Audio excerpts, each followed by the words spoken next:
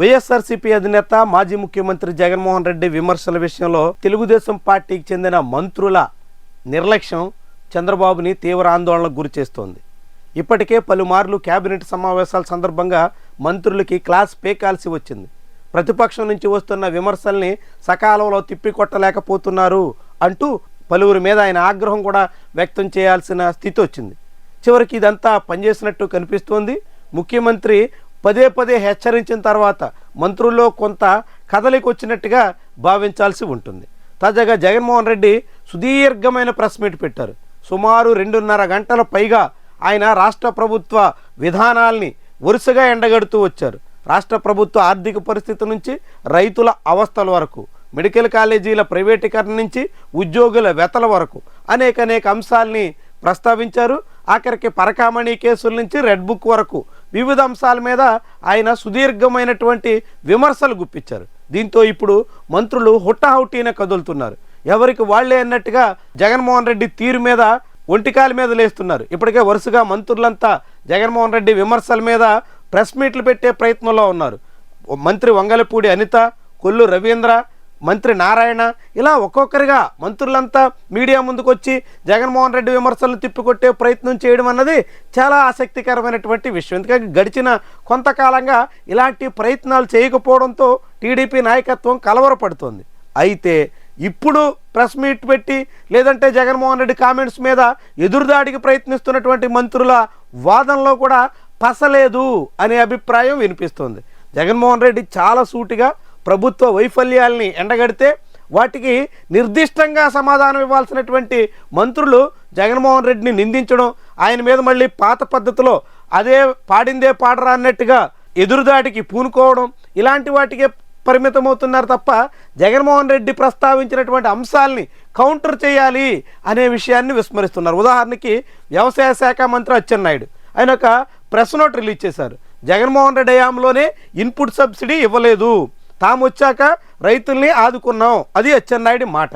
అదే నిజమైతే జగన్మోహన్ రెడ్డి చాలా సూటిగా ప్రశ్నించారు. మోంతా తుఫాను బాధితులకి 1 పైసా అయినా విధిల్చారా? తుఫాను వచ్చి మళ్ళీ రెండో తుఫాను కూడా వచ్చి రైతులు తీవ్రంగా నష్టపోయినట్టు ప్రభుత్వమే నిర్ధారించి 6,000 కోట్ల రూపాయల పైగా నష్టం వాటిల్లిందని కేంద్రానికి నివేదించి ఇంత జరిగిన తర్వాత అయినా రాష్ట్ర ప్రభుత్వంలో కనికరం ఏమైనా ఉందా? ఇది జగన్మోహన్ రెడ్డి ప్రశ్న. దానికి అచ్చెన్నాయుడు సమాధానం చెప్పకుండా దాటవేయడం దేనికి తార్కాణం? రైతులకు సంబంధించినటువంటి సమస్యల మీద ప్రతిపక్షంలో ఉన్న వైఎస్ఆర్సీపీ ప్రస్తావిస్తే దానికి సమాధానం ఇవ్వకుండా జగన్మోహన్ రెడ్డి మీద దాడి చేద్దాం, గతంలో ఆయన అధికారంలో ఉండగా చేసిన విమర్శలనే మళ్ళీ ఒల్లిద్దాం అనేటువంటి రీతిలో ప్రభుత్వ పెద్దలు సాగుతున్నటువంటి తీరు చాలా ఆశ్చర్యంగా కనిపిస్తుంది. జగన్మోహన్ రెడ్డి విమర్శలకు కౌంటర్ ఇవ్వడం, ఆయన మీద ఎదురు దాడి చేయడం అంటే వ్యక్తిగతంగా ఆయన మీద దాడి చేయడం అని కాదు, ప్రజలకి అర్థమయ్యేలా ఆయన ప్రస్తావించిన అంశాలన్నిటికీ కౌంటర్ ఇవ్వాల్సి ఉంటుంది అనే విషయాన్ని రాష్ట్ర ప్రభుత్వంలోని మంత్రులందరూ మర్చిపోయినట్టు కనిపిస్తోంది. జగన్మోహన్ రెడ్డి అమరావతిలో భారీగా అవినీతి జరుగుతోంది, అమరావతిలో కేవలం తెలుగుదేశం పార్టీ అనుకూలంగా ఉన్నటువంటి వాళ్ళకి మాత్రమే లాభం జరుగుతోంది, అన్నింటి అంచనాల వ్యయం పెంచి పెద్ద మొత్తంలో అవినీతి వ్యవహారాలకు కారణమవుతోంది అంటూ సూటిగా విమర్శించారు. మరి నారాయణ ప్రెస్ మీట్ పెట్టినప్పుడు అమరావతిలో రోడ్డుకి 60 కోట్ల రూపాయలు ఖర్చు పెట్టిన మాట కిలోమీటర్కి వాస్తవం కాదా? లేదంటే అంచనాలన్నీ పెంచేసినటువంటి మాట నిజం కాదా? రైతులకి ప్లాట్లు ఇవ్వకుండా ఇంకా 7,000 మందికి పైబడి ప్లాట్లు ఇవ్వాల్సి ఉంటే కాలయాపన చేస్తున్నది నిజం కాదా? ఇలాంటి విషయాల మీద ప్రస్తావించకుండా అమరావతిలో జగన్మోహన్ రెడ్డి వచ్చేశారు, 5 ఏళ్ల పాటు ఇచ్చేశారు, వీటికే పరిమితం అవడం ద్వారా అసలు విషయాల్ని కప్పిపుచ్చాలనే ఆలోచనలో ప్రభుత్వ పెద్దలు ఉన్నట్టు కనిపిస్తోంది.